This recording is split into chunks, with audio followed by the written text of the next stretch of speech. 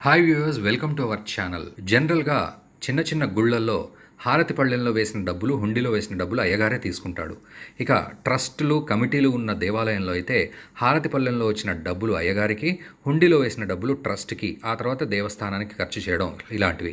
ఇక తిరుమల తిరుపతి దేవస్థానంలో అయితే హుండీలో డబ్బులు వేస్తారు, అదంతా దేవస్థానానికి. మరోవైపు హారతి పళ్ళెంలో డబ్బులు వేయడం అనే సంస్కృతి పెద్దగా ఉండదు. ఒకవేళ ఉన్న ఆ హారతిలో వచ్చిన డబ్బుల్ని కూడా హుండీలో వేసేయడం అనేది రూల్గా పెట్టారు. అయితే టీటీడీ తిరుమల తిరుపతి దేవస్థానం కొండ మీద శ్రీనివాసులు అనే పూజారి ఉద్యోగం చేస్తూ ఉన్నాడు.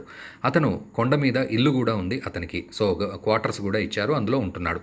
అయితే అనారోగ్యం కారణంగా అతను మృతి చెందడం జరిగింది. ఆ తర్వాత అతని బంధువులెవరూ అతనికి సంబంధించిన వస్తువుల్ని తీసుకోవడానికి రాలేదు. అలాగే ఉండిపోయింది అతని రూమ్లోని సామాగ్రి అంతా. కొన్ని రోజులు చూశారు అధికారులు. ఆ తర్వాత ఎలాగైనా రూమ్ అవసరం ఉంటుందిగా, వేరే వాళ్ళకి ఇవ్వాలిగా. అందుకని ఆ రూమ్ క్లీన్ చేసే క్రమంలో అతని వస్తువులు సేకరించారు. అందులో భాగంగా వారికి 2 ఇనుప పెట్టెలు కనిపించాయి. అయితే అధికారుల సమక్షంలో ఆ ఇనుప పెట్టెల్ని ఓపెన్ చేశారు. దెబ్బకి ఆశ్చర్యపోయారు, అందరూ నోరెళ్ళబెట్టారు. ఏమిటి అంటే 6,15,050 నోట్లు, కాయిన్స్ ఒక పెట్టెలో. రెండో పెట్టె ఓపెన్ చేస్తే 25 కేజీల కాయిన్స్, ఇంకొన్ని నోట్సు బయటపడ్డాయి. దెబ్బకు ఆశ్చర్యపోయారు. ఇన్ని నోట్లు, ఇన్ని కాయిన్లు ఎక్కడివి? అర్థం కాలేదు. అంటే అక్కడి డబ్బులు ఏమైనా తీసుకొని సేకరించాడా, లేకపోతే ఇక్కడికి వచ్చిన వాళ్ళు భక్తులు అప్పుడప్పుడు అయ్యగార్లకు ఇచ్చి డబ్బులు ఇచ్చి దండం పెడుతూ ఉంటారు, అలా ఏమైనా పెట్టారా?